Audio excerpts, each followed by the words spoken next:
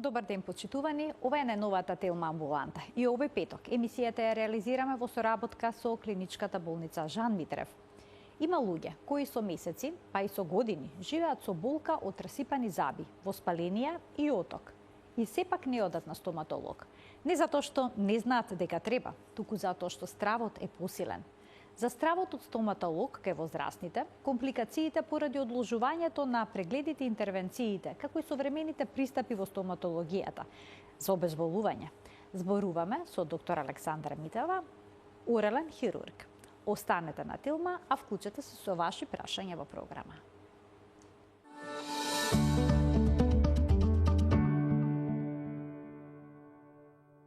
Во денешната Телма амбуланта зборуваме за страв од стоматолошки интервенции. Кога стравот е посилен од болката што ја предизвикува забот, денеска разговараме со доктор Александра Матева, орален хирург од клиничката болница Жан Митрев. Докторке, добре ни дојдовте во студиото на Телма. Добар ден. Добар ден, добро ве најдов. Баш ми е чест што ме поканивте и се надевам дека во денешната емисија ќе имаме интересен разговор. Некои луѓе со денови, месеци па и години живеат со постојана забоболка, со отоци од расипан заб, воспаление на непцата и притоа не одат на стоматолошки преглед поради страв. Колку често се соочувате во стоматолошките ординации со ваков тип на пациенти? Точно така, за жал постојат овој тип на пациенти. Во клиничката болница Жан Митрев многу често се соочуваме со овие пациенти. Овие пациенти се дентофобични, најголем дел од нив се дентофобични, односно имаат константен ирационален страв од стоматолози, но и од стоматолошките процедури. Овие пациенти, како што спомнавте, имаат болка, но акутните фази на тие забоболки тие ги минат некако во домашни услови. И на некој начин станале вешти во тоа да ја помина таа акутна фаза и таа забоболка да премине во некој хроничен процес.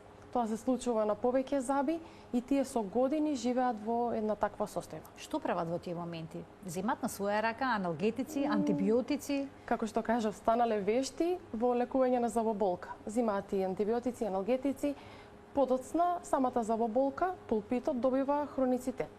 Кој е најчестиот изговор? Што велат? Зошто ги одложувале стоматолошките интервенции? Воопшто посетата на стоматолошката ординација? Па вака, изговорите на овие пациенти може би ги имаат пред себе, може ги имаат пред најблиските. Ние многу ретко ги слушаме тие изговори, зашто не доаѓаат кај нас. Кај нас кога ќе дојдат, веќе имаме сосема различен тек на разговорот и на планирање на целата интервенција, заради тоа што кај нас тие уште веднаш ни кажуваат дека се свесни за тоа дека не доаѓаат, немаат изговори, свесни се за својата состојба и најчесто првично разговараме за таа тема. Значи можете да ги препознаете веднаш уште од врата? Најчесто и они ни кажуваат, уште од врата ни кажуваат, нема да ми работите, јас сум дентофобичен, мислам може не го користат, се плашам од вас. Да, шала на страна, можам да ги препознам, но уште побитно е тоа што веќе почнувам да ги препознам до кој степен е таа дентофобија стигната. Тоа е посебно битно, посебно во самиот третман. Самиот пристап е различен кај пациенти кои што имаат страв од некое претходно искуство или имаат страв од некоја друга психолошка состојба. Значи, постои разлика помеѓу непријатност, кога чувствуваме непријатност од посета на стоматолог и овој изразен страв, односно дентофобија. Секако непријатност, можам да кажам дека кај секој пациент скоро се јавува. Речи си секој, да. Непријатна е самата интервенција и нормално можеби не спаѓа во најинтересните работи, но непријатност е една работа. Дентофобија и страв од стоматолози и стоматолошки интервенции е состојба која што треба сериозно да се свати и таа состојба најчести симптоми на таа состојба се тахикардија, забрзано чукање на срцето, потење, гадење и пациентите многу често имаат панични напади. Некој вела дека не може да се приближат до стоматолошката ординација, им создава страв мирисот. Мирисот, светлата, целиот амбиент, тоа е една посебна тематика Односно, сега во последниве години во модерната стоматологија се трудиме да амбиентот веќе не биде тој застрашувачки, односно сите модерни стоматолошки ординации веќе се трудат да самиот амбиент не потсеќа на претходните стоматолошки ординации, односно биде попријатно за самиот пациент. Што велат пациентите, од што најмногу се плашат? Дали од болката при интервенцијата или можеби звукот на апаратчето за поправка на заби? Што е тоа што најмногу им создава стрес? Постојат класификација на дентофобија, подоцна ќе кажам и некој збор за тоа. Највеќе се плашат од болка. Болката е таа која што пациентите често ја зборуваат, има и други стравови кои што се дел од дентофобијата, но например? Пример, како што спомнавте, во едноставната дентофобија, пациентите се плашат конкретно од стоматолошките инструменти, не сакаат да гледаат клешти, игли и се што работиме, се плашат од анестезија. Посебен дел е пациенти кои што имаат трипанофобија, односно страф од игли. Тоа завзема многу голем дел, значи можеби пациентите не име толку страв да им работиме, но едноставно не може да видат игли и не може да ставиме анестезија кај тие пациенти. Точно ли е дека ваков израден страф од стоматолог, односно од забар, е почест кај возрастните лица? Во споредба со децата? Некоја статистика на возрастни деца нема. Би сакала, пошто ги спомнавме децата овде, би сакала да кажам некој збор за нив, пошто верувам дека родителите ќе ги препознаат своите деца. Самото однесување на децата во стоматолошката ординација е класифицирано. Односно, еве некоја едноставна класификација ќе кажам, постојат деца кои што се многу соработливи, за нив представува одењето на стоматолог возбудлива работа и позитивно искуство. Овие деца се деца кои што од многу мала возраст се носени на стоматолог и немаат расипани заби. Имаме една категорија која што се апсолутно несоработливи, тоа се многу мали деца од 6 месеци до 2 години и деца со посебни потреби. А најголемата група ја составуваат тие што се потенцијално соработливи. Односно, кај нив имаме деца кои што се неконтролирани, односно плачат и се лутат на стоматолог. Често го гледаме тоа. Имаме деца кои што се срамежливи, се кријат зад родителот, не разговараат со нас. Имаме деца кои што имаат агресивен отпор спрема нас, пркосни деца. И деца кои што се соработливи, но напнати. Односно, ќе ни дозволат да работиме, но го гледаме стресот кај нив. Сите овие деца од потенцијално соработливата група треба да им пристапиме на правилен начин, со цел да не станат идните дентофобични пациенти. Стравот кај децата е оправдан. Но ќе се вратам на прашањето, мите тоа, сепак возрастните не се плашат повеќе од децата. А може ли возрастните несвесно да им го пренесат стравот од стоматолог на своите деца? Тие можат... Не сакајки? Од што тие се плашат да појдат и од разговорот што го прават пред своите деца? Тоа е честа ситуација, односно дел од дентофобичните возрастни личности многу често во својата фамилија имаат пренесен страф од родителите. Истото, тука би додала дека како што можат да го пренесат стравот, исто така може да ја превенираат исто несвесно дентофобијата. Тоа се започнува од многу мали години, години во кои што можеби и самите родители воопшто не даваат некаков акцент на денталното здравје на детето. Некаде од 3 до 6 години е можеби и најбитното дејство што го имаат родителите кон децата. Зошто? Во тој момент самиот родител треба да најде начин како на детето да му ги направи навиките за орална хигиена. Доколку детето одбива, треба самиот родител да превземе, односно да му ги четка забите. Со тоа ќе превенира расипување на заби и во една најосетлива возраст од 3 до 6 години детето нема да се соочи со забоболка. Тука е нашиот најголем страф. Кога првата средба на дете со стоматолошка ординација или со стоматолог ќе биде со забоболка. Значи, тоа е потенцијално дентофобичен пациент. Ние веќе стоматолозите немаме голема моќ кога дете ќе дојде со забоболка. Значи, најдобро е првиот стоматолошки преглед кај децата да биде безболен. Безболен. Точно така. Класичен преглед, без интервенција. четкање заби, покажување на инструменти, нешто што ќе му направи основа за неговиот возрастен, односно не е возрастен, имаме и школски живот, и адолесценција, и возрастен, да биде нормален процес одењето на стоматолог. Дали тоа значи дека дентофобијата, односно изразениот страф од стоматолог, обично се формира во детството, па потоа трае со години? Да, Може... не е апсолутно правило, но најчесто е. Може да се појави и покасно во животот, но најчесто се појавува во детството и тој страф се гаи во целото растење. Дали еден непријатен, односно лош стоматолошки процес, односно едно лошо стоматолошко искуство може да создаде траен страф кај пациентот? Да, доволно е едно. Не треба повеќе, иако има пациенти кои што имаат и повеќе непријатни искуства од стоматолог, но навистина е доволно само едно непријатно искуство и пациентот веќе никогаш да не посети стоматолог. А се јавува ли понекогаш страф кај пациентите од она што може да го слушнат за време на прегледот? Се соочувате ли со таква група на пациенти? Да, еден дел од тоа што пациентите кога веќе почнуваат проблемите со забите и тие се свесни за нивните проблеми, стравот од одење на стоматолог представува воедно и срам од тоа што ќе го слушнат. Тука е нашата улога и нормално на сите стоматолози треба да бидат внимателни кои зборови ги користат, односно нападот не е тука потребен. Ние треба да бидеме свесни дека ова, иако по дефиниција дентофобија е ирационален страф, за тие пациенти е реален. За нив постои и тоа е состојба со која што живеат цел живот. Значи покрај стравот се јавува и срам. Да, и поради нормално. срам потоа не одат да. на стоматолог. Да. Сега обично кај пациенти што долги години го одложуваат стоматолошкиот преглед, а имаат расипани заби, што најчесто гледате на прегледот? Какви стоматолошки проблеми забележувате?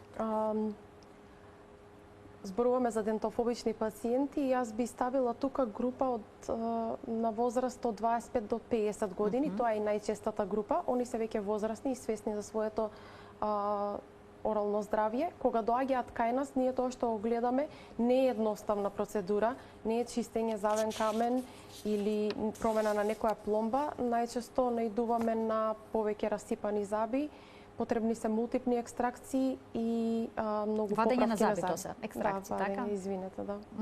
Повеќе заби кои што треба да се извадат и многу поправки. Така, значи одложувањето е менува тежината на интервенцијата. Од една обична поправка може да се стигне до хирургија, всушност, така? Секако да. Најчесто пациентите кои што доаѓаат веќе се подложни на орално-хируршки зафат, зашто имаме мултипна екстракција, повеќе заби се вадени во треба да се извадат. Првиот, исто така сакам да додадам, пошто кажавте, првата средба со овие дентофобични пациенти не смее да биде никако работа, треба да се одвива во канцеларија или во некое место кое што нема да ги потсеќа на ординација. Значи првата средба треба да биде разговор? Секако. Да се смири пациентот? Да се разговара првично со него, да му се објаснат процесите. Може би, ако треба некоја радиодиагностичка мерка да направиме, односно да направиме рентген панорама, да видиме во каква состојба вистински е завалот. И дури потоа да следат интервенциите. До сега не сум имала искуство со дентофобичен пациент, па дури и ургентен не можам да се сетам да веднаш сме работеле. Дури ургентна состојба се одложува? Ургентните состојби ви кажав, они се вешти во тоа да не доаѓаат и ургентни состојби. Може би кога се работи за некоја ситуација во која што имаме поголеми отоци кои што мора да бидат дренирани од страна на терапевт, стоматолог, орален хирург, но во друга ситуација не. Веќе појаснивте дека се работи за сложен проблем. Да, комплексна е. И со забите, и со непцата, но како се тоа влие врз организмот? Дали проблемите со забите остануваат во устата или пак може да се рефлектираат и на другите органи во телото? Доста е познато дека иако на некој начин свеста кај некои пациенти не е присутна, оралното здравје е всушност индикатор на скоро се што ни се случува во организмот. Од кардиоваскуларни заболувања, до дигестивни проблеми, невролошки, најнови испитувања имаме во тек кои што докажуваат дека скоро не постои систем на кој што оралното здравје не влие. Прават корелација и со Алцхаймеровата болест. Точно така, да, има најнови истражувања кои што непцати забите во устата. Да. Посебно ви кажав и со кардиоваскуларните заболувања. Формирањето на плакови кои што многу често ги има кај пациентите. Оралното здравје, как да повторам уште еднаш, е индикатор на општото здравје. И затоа всушност не сме да се одложуваат и да се чека. Да. Поправката. Да. Расипаните заби да не се поправат. Да се санира цела заболот. Така. Кога станува збор за дентофобични пациенти, има ли различни категории? Например, некој што се плаши воопшто не доаѓа, а друг пак доаѓа со страф. Има ли таква група на пациенти кои што покрај тоа што се плашат доаѓаат на стоматолог во Грч? Да, ама тоа би го ставиле во непријатност. Сепак, вистинските дентофобични пациенти би сакала да појаснам за гледачите. Дентофобијата е комплексна. Значи, постојат неколку типови на дентофобија и не секогаш е тоа поврзано со стоматологот. Едноставната дентофобија ја спомнавме веќе. Се плашат од звуците кои што се карактеристични на машините за стоматолошка работа, се плашат од инструментите, мирисите, исто така не можат да ги поднесат, се плашат да не изгубат контролата, односно и тоа е еден дел, и се плашат и постои срамот. Втората дентофобија е кога пациентите не се плашат од стоматолошката работа конкретно, туку се плашат од така наречена медицинска катастрофа. Односно, они не се плашат од нас, се плашат од сопствената телесна реакција, дека додека работиме ние, ќе им се случи нешто страшно. Дека ќе имаат срцев или мозочен удар, дека можеби ќе се задушат од водата, од инструментите, дека баш кај нив ќе се случи некоја компликација, анафилактичен шок, алергија, токсична реакција на анестетици, и тоа е втората категорија. Значи, они имаат дентофобија, они не доаѓаат, ама не е директно поврзана со нас. Третата е оние пациенти исто така не се исплашени од нас, односно тие се пациенти кои што имаат генерализирана анксиозност. Значи, они си имаат примарна состојба анксиозност, па доаѓањето на стоматолог само им е тригер за таа анксиозност да се зголеми. Со нив потешко работиме, со нив сепак оставаме мултидисциплинарно со помош на некои психолошки терапии да се надмине целиот овој проблем. Оние пациенти кои што имаат вакви проблеми, дали понекогаш е пожелно да земат некое средство за смирување пред да влезат во стоматолошката ординација? Заради тоа што многу често овие со генерална анксиозност имаат веќе препишана терапија за смирување. Ке ги вклучиме гледачите од овој момент, почитувани, можете да поставите прашања поврзано со темата на која што говориме, но исто така и споделете искуство. Дали чувствувате страв кога одите на стоматолог? Како се справувате со него? Кој е вашиот успешен чекор за да појдете на стоматолог, доколку имате некој голем страв и кој што ве одвраќа од таа процедура, од интервенцијата. Ние продолжуваме понатаму. Денеска стоматологијата може да биде сосема безболна. Да, точно. Сосема или делумно? Сосема безболна. Не докажав уште еден тип на дентофобија и тука ќе се надоврзам на вашето прашање. Има дентофобија која што е поттикната од мислата на пациентот дека стоматолошкиот тим не е стручен. Значи, таа е последниот тип на дентофобија. Во минатото, значи, предходно, самата свест на пациентите за оралното здравје била пониска. И така, стоматолозите многу поинаку действувале со пациентите. Затоа и ден денес ние гледаме од таа мината стоматологија многу дентофобични пациенти. Многу често кај пациентите во минатото гласело тоа дека да, стоматологија треба да боли. Значи, така се работело, па дури имаме искуства на пациенти кои што кажуваат дека имаат вадење и екстракција на зап без да биде обезболено, односно без анестезија. Тие пациенти се многу често во групата на дентофобични пациенти.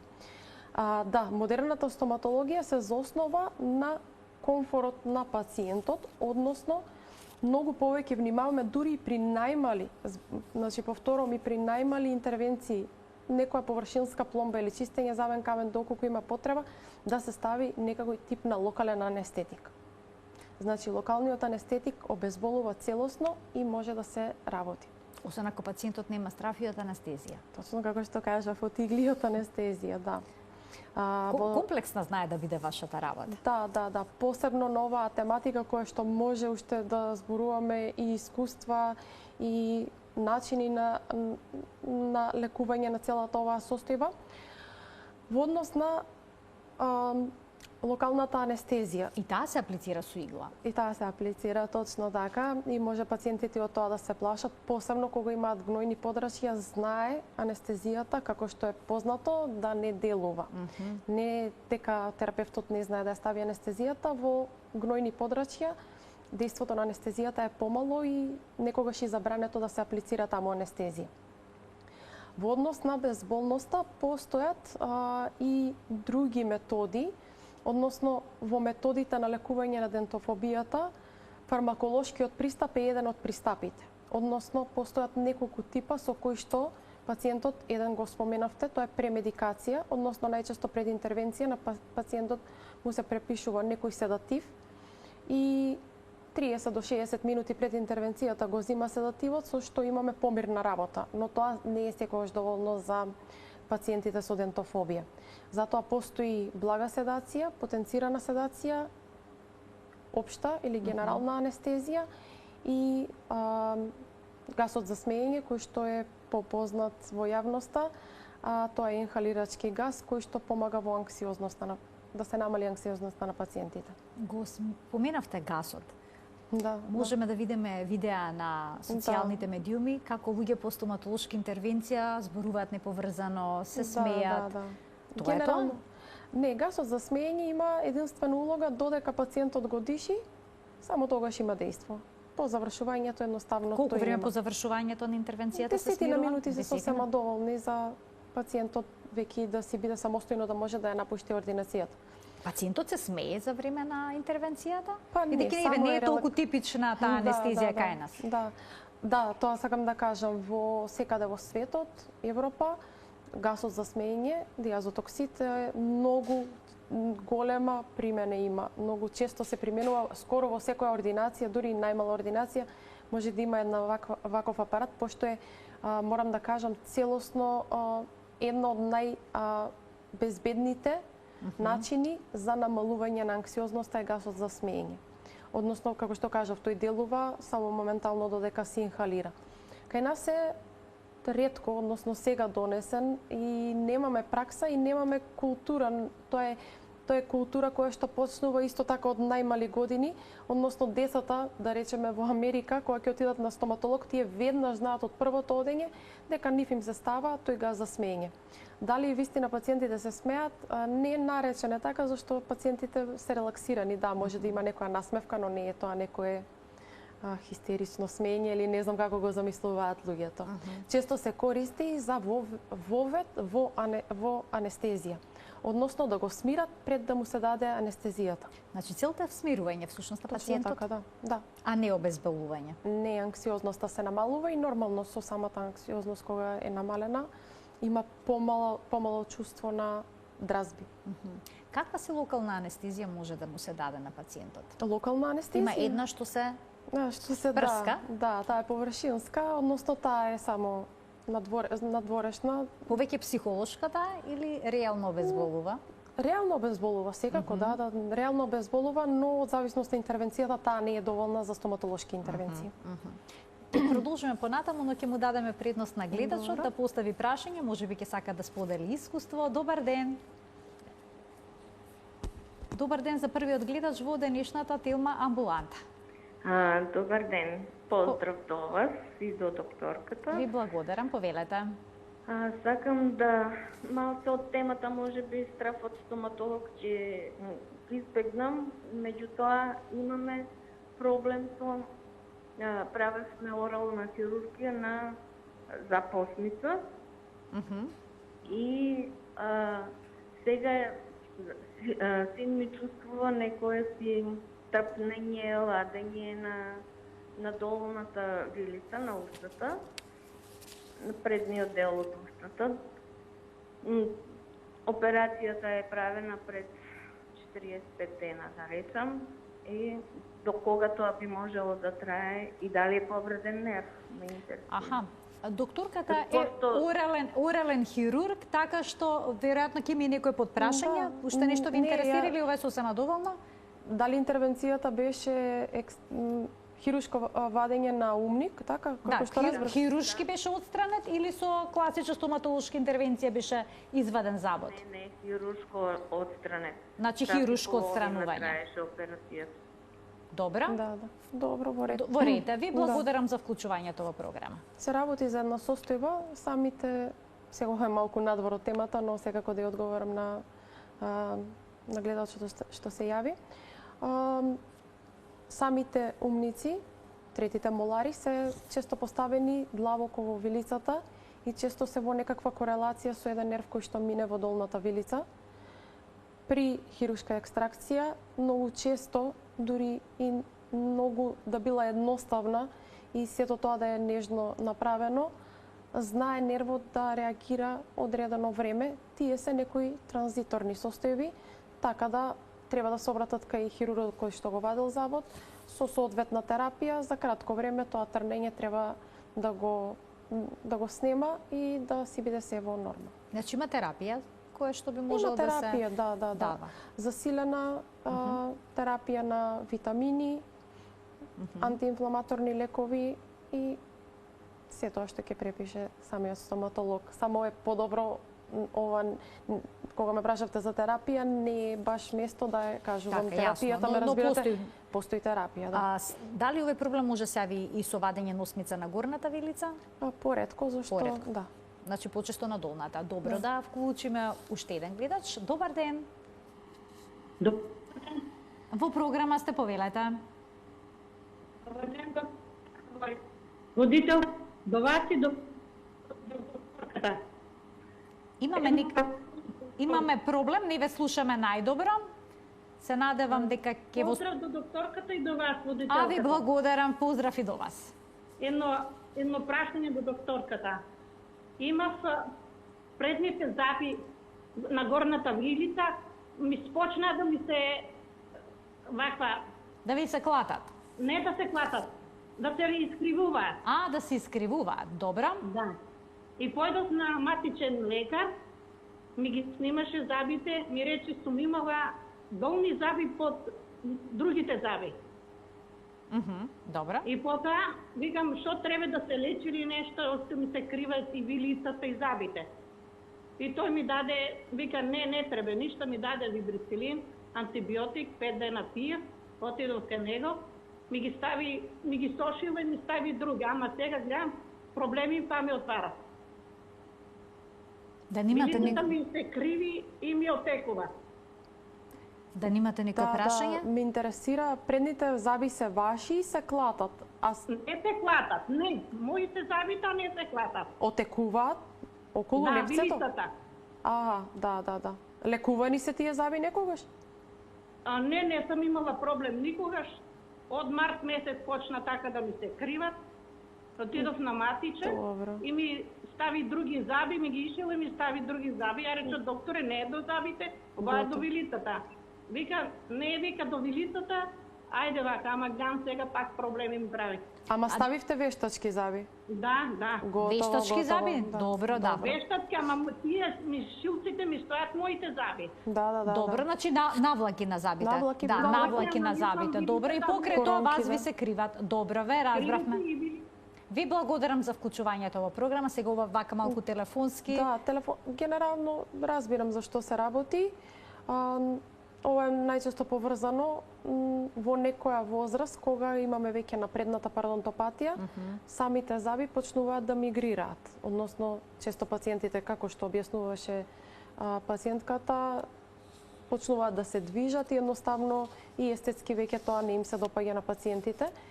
Често како терапија се користи така ставање коронки со што се фиксираат забите.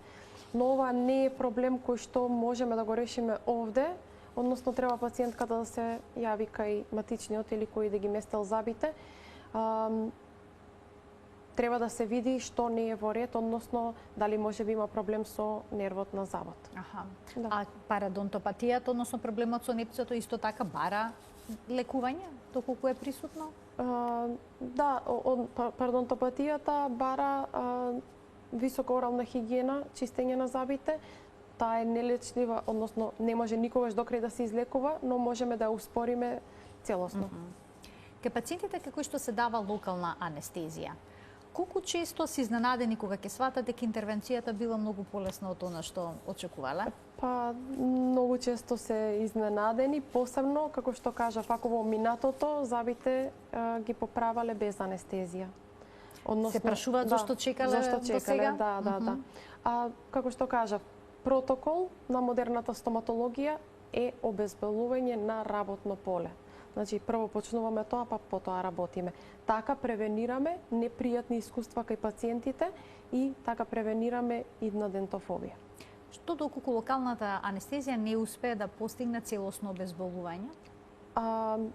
Тогаш можеме да вклучиме некои од методите што ви ги кажав, блага седација, потенцирана седација, генерална анестезија, веќе тоа има некои други индикации, не ви ја спомнувала.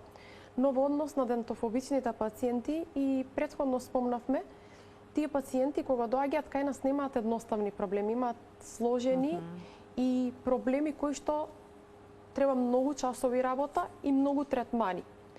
Знаете, живееме во едно време во кој што достапноста на информациите е огромна и пациентите веќе спремни кај нас доаѓаат, особено дентофобичните, и тие веќе се спремни. Драго ми е што најголем дел од моите пациенти досега биле високо мотивирани да се заврши тоа поглавје и тие се веќе спремни и самите кажуваат дека се спремни да го решат проблемот, но сакаат да се случи еднократно и тие да спијат, односно да немаат меморија од поправката на забите. Значи, општа анестезија, така? Па може да се постигне со општа анестезија, но некогаш е доволно само потенцирана седација. Тоа е кога пациентот... Која е разликата помеѓу општа анестезија и потенцирана седација? Разликата, наједноставно што можам да ја објаснам, иако не е во моја специјалност, е тоа што седацијата представува состојба на спиење во која што пациентот има длабок сон, но со зачувани рефлекси на дишење. Општата анестезија... Та кратка анестезија што нарекуваат. Па кратка, да, што се користи во други делови од медицината, во гастроскопија, колоноскопија и тоа е седација која што е краткотрајна во однос на, ајде еве должината да не ја земеме, час и 30 минути без проблем можеме седиран пациент да работиме на него. А општата анестезија е кога се користи веќе анестезиолошка машина, односно пациентот не диши, туку е ставен на машина. Тоа е генерално се користи за другите гранки во медицината. Дали по успешно извршена стоматолошка интервенција кај пациент со дентофобија може трајно да се промени односот кон стоматологот? Тоа е секако ќе го напоменев. Наша цел не е само тогаш за тогаш да го изработиме пациентот. Главна мотивација и цел за нас е тоа доаѓање и таа комплексна интервенција што ќе ја направиме кај дентофобичните пациенти да биде вртење на една нова страна и ново поглавје во животот. Кога ќе се отстранат сите болни процеси, сите болни заби на пациентот, ние сме тука да го мотивираме почесто да доаѓа, да види дека постои и друга страна на стоматологијата, да види дека постои една безболна страна, која што во тек на време, да, од досегашните искуства, пациентите се далеку поопуштени.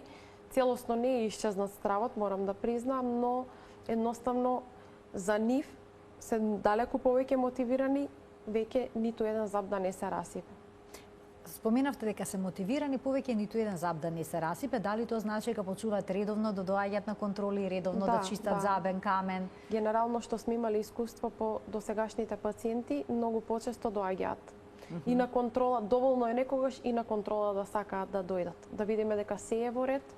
Доволно е и по домашни услови, со интензивно чистење на заби. Имам инструкции како да се чистат во домашни услови, односно да се зголеми оралното здравје.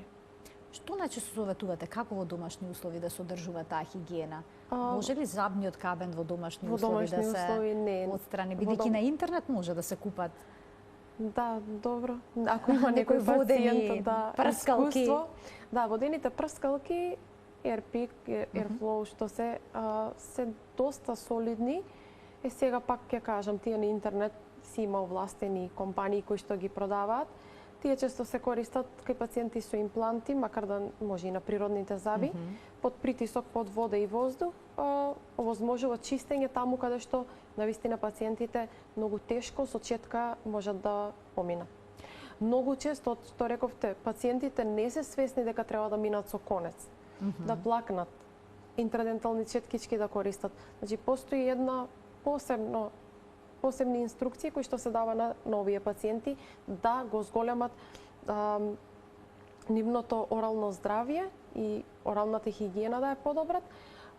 Зошто им даваме инструкции? Затоа што тие претходно, настрана од недоаѓањето на стоматолог, тие едноставно го игнорираат и целото забало. На социјалните мрежи се споделуваат видеа и негативни искуства поврзани со стоматолошките интервенции. Како сето тоа влијае врз стравот и односот на луѓето кон стоматологот? Може ли ова да го потенцира уште повеќе стравот од стоматолошките интервенции или пак да го создадат? Може да го создадат. Кажав, живееме во едно време каде што имаме многу достапни материјали и пациентите гледаат се. Сега и во поново време можеме да видиме, посебно кај адолесценти, кај кои што се неопходни овие вадење на умници и некои други интервенции, они веќе ги гледаат интервенциите на интернет. Веќе се Точно се запознаени со интервенциите. А стравот некогаш доаѓа и од тоа. Заради тоа што ако некој нема афинитет, не е само афинитет, едноставно да гледа хируршка интервенција, не е баш пријатно. Но не можам да кажам, кај некои пациенти чувството од познатост, односно кога веќе е запознат со самиот процес што ќе му се работи, му ствара и некој тип на комфорт. Така да нема конкретно дали тие информации што ќе ги добие, ќе бидат во негативна или позитивна конотација. Значи зависи од личноста. Зависи. Меч со две острици е тоа. Точно така, да. Така, како веќе што споменавте, денеска стоматологијата драматично се разликува од она што била пред 20 или пак 30 години. Оние луѓе што го носат стравот од минатото би требало да се охрабрат и така, да дојдат на стоматолог. Јас би ги охрабрила сите пациенти кои што можеби ќе се пронајдат во оваа емисија да не чекаат повеќе. Во минатото можеби и сме немале некои оружја, односно не сме имале можност да им понудиме начин на тоа сето да го решат, но сега модерната стоматологија дозволува се. Дозволува да се санира целото забало во 1 до 2 доаѓања, но секако со соработка од пациентот. Тоа е тоа. Сте имале пациенти кои што влегуваат бестрашно во стоматолошка ординација? Па да, сме имале. Најчесто тоа се пациентите кои што никогаш немале никаков проблем ниту за болка. За нив стоматологијата, споредбено со дентофобичните пациенти, се различна работа. За нив е сосема нормално и они немаат никаков страв и они се зачудени кој има страв од стоматолог. Тоа се пациенти вистина без никаков проблем во животот. Тоа можеби на нашите простори е многу поретко и е чудно дури да се слушне, но тоа во реалноста постои.